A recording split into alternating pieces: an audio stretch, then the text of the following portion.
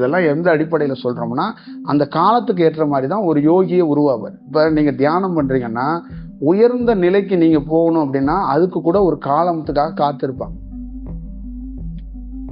புரியுதுங்களா? பல்வேறுபட்ட சூட்சமத்துல இருக்கிற யோகிகள் என்ன பண்ணுவாங்கன்னா, ஒரு நல்ல அனுபவத்தை பெறவனுக்காக காத்திருப்பாங்க.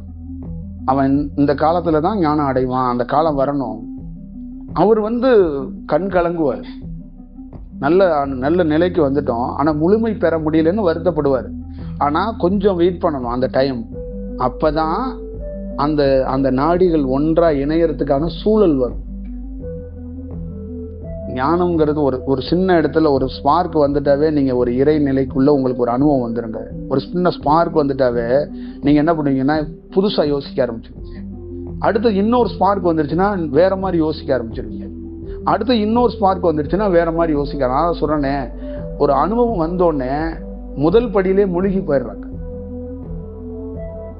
பெரிய பெரிய செயல் வடிவத்தில் இருக்கிறவங்க எல்லாம் அந்த அனுபவத்துல பார்க்கும்போது என்னன்னா அடுத்தபடி அவங்களால ஏறி போக முடியல. இதுக்குதான் நிறைய பேர் சித்தம் கலங்கி போனது, கண்டவர்கள் விண்டதில்லைன்னு சொன்னதுக்கெல்லாம் அடிப்படை காரணம் என்னன்னா பார்த்தோன்னே படுத்துடுறாங்க.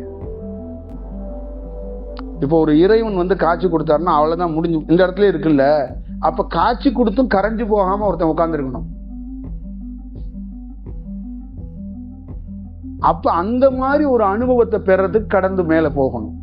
அப்ப உங்கள்கிட்ட ஒண்ணு வருது, ஒரு அனுபவம் வருது, ஒரு காட்சி வருது, ஒரு செயல் வடிவம் வருது. அதையெல்லாம் நீங்க உடனே எடுத்து நண்பர்கள்ட்ட சொல்றது, ஒரு செயல் வடிவமா சொல்றது, ரெண்டு நாற்காலி சேரை வச்சுக்கிட்டு ஒரு மொபைல் வச்சுக்கிட்டு யூடியூப்ல பேசிடக்கூடாது. அதை கடக்கிறதுக்கு என்னென்ன வழி இருக்கு, இன்னும் என்னென்ன செயல்பாடுகள்லாம் பண்ண முடியும்னு பண்ணுனா அங்க உயர்ந்த செயலை நீங்க பெறுறீங்க. அதுதான் ரொம்ப முக்கியம்னு நம்ம கருதுறோம்.